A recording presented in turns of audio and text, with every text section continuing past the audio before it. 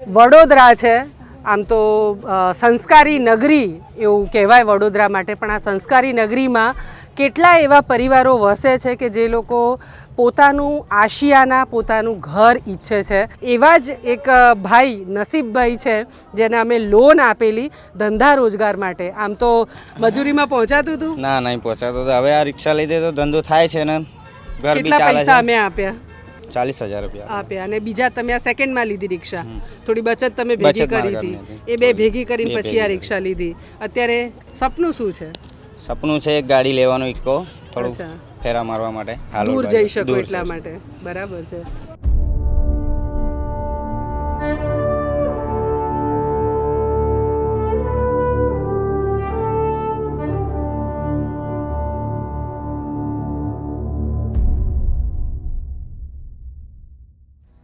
વડોદરામાં મદારી વસાહત છે જ્યાં હું આવી છું અત્યારે, અને અમારા પરિવારો છે વર્ષોથી કામ કરી આ સમુદાયો સાથે.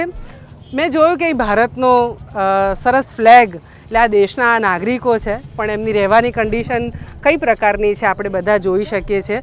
કંઈ મારી મહત્તા માટે હું નથી બતાવી રહી, પણ એટલું મને ચોક્કસ કહેવાનું મન થાય કે આ બધા જ આ દેશના નાગરિકો છે, એમને પોતાનું ઘર થાય ને એવી એમની ઝંખના છે. કેટલાક મને એમ કે બે હાથ આપ્યા છે ને તો મહેનત કરીને જાતે બનાવી લે ને, પણ આપણા ત્યાં પરિવારમાં પણ કેટલાક સબળા હોય જેને ઈશ્વરે બહુ જુદી પ્રકારે ક્ષમતા આપી હોય, બુદ્ધિ આપી હોય અને આર્થિક પરિબળ પણ આપ્યું હોય કે બહુ આગળ પહોંચી જાય. અને કેટલાક પેલું ના કહેવાય ને, દુઃખના માર્યા એમ, એક સાંધે ત્યાં તે તૂટે એના જેવી પરિસ્થિતિવાળા. એટલે અમારા પરિવારો ક્યાંક એક સાંધે ત્યાં તે તૂટેવાળી પરિસ્થિતિમાં જીવવાવાળા. એટલે એને સરકારની ટેકાની જરૂર એક વખત તો પડે જ, એને પોતાનું ઘર મળી જાય એના માટે. તો આ બધી પરિસ્થિતિમાંથી એ બહાર નીકળી શકે ને સારી જિંદગી જીવી શકે.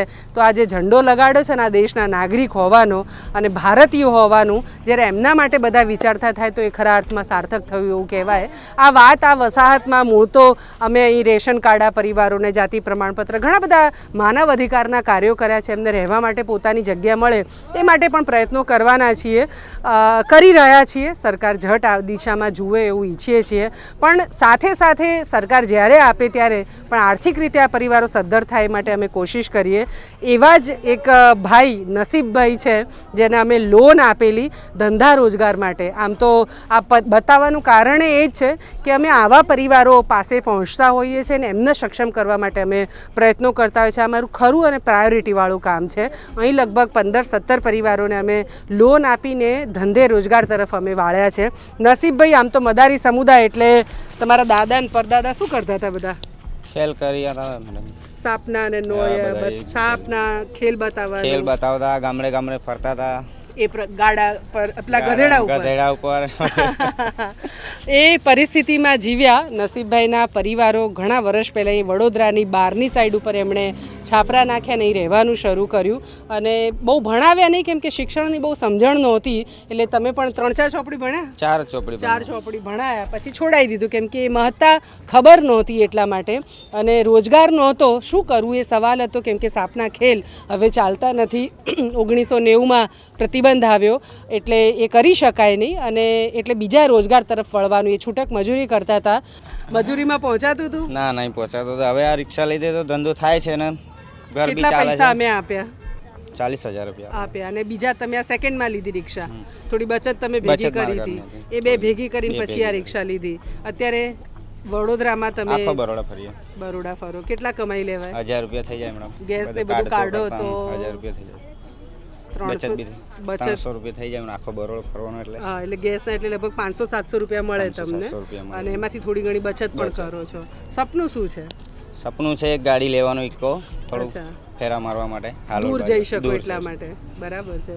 તો આ નસીબભાઈનું નસીબ આમ તો VSSM જોડાયું એટલે થોડુંક તો ચમક્યું છે એવું કહેવાય. અને અમારો સુનિલ છે આ બધા પરિવારોને શોધવા અને એમને શોધીને એમની કાર્યક્ષમતા સમજી અને પ્રમાણે લોન આપવાનું કરે.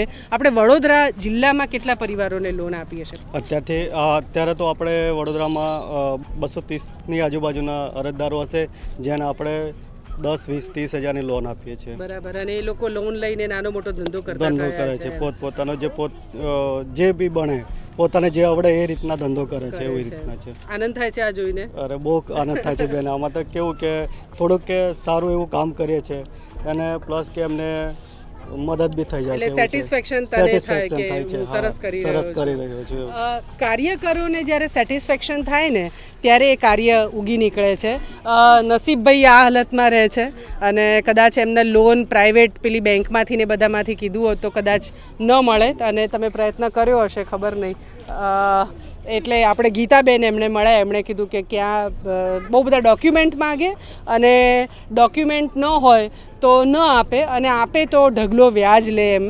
તો એ વ્યાજનું પ્રમાણ અહીંયા અમારી પાસેથી લોન લે છે, એમાં વ્યાજ નથી એમને, પણ આ ધર્માદા પેટે 50-100 રૂપિયા એમને જે મરજી પડે એ સંસ્થામાં આપતા હોય છે. અને અમે કહીએ છીએ કે ખરું કર્તવ્ય છે, આપણે આપવું પણ જોઈએ તાકી અન્યોના ભલા માટે પણ આપણે વિચારી શકીએ. તો એ ધર્માદું પણ કરે છે નાનકડું, પણ નસીબભાઈ ખૂબ સુખી થાય. આ છાપરામાંથી સરસ મજાના પાક્કા ઘરમાં રહેવા જાય, આની જગ્યાએ ઇકો ગાડી અહીંયા આગળ ઊભી રહે એવું થાય ને એમના બાળકોને ખૂબ ભણાવી એવી શુભેચ્છાઓ વ્યક્ત કરું છું. VSSM અને ડૉક્ટર KR શ્રોફ ફાઉન્ડેશન થકી આ પ્રકારે સ્વાવલંબન કાર્યક્રમ થકી અનેક પરિવારોને, લગભગ 12,000થી વધારે પરિવારોને આ રીતે પગભર કર્યા છે. આદરણીય પ્રતુલભાઈ શ્રોફ એમની બહુ જ લાગણી છે અને એ કહે છે કે આ આપણા ખરા અરજદારો જેને આપણે ટેકો આપીને પગભર કરીએ છીએ. તો બસ રાજી થઈએ, નસીબભાઈ બહુ સુખી થાય એવી શુભભાવના.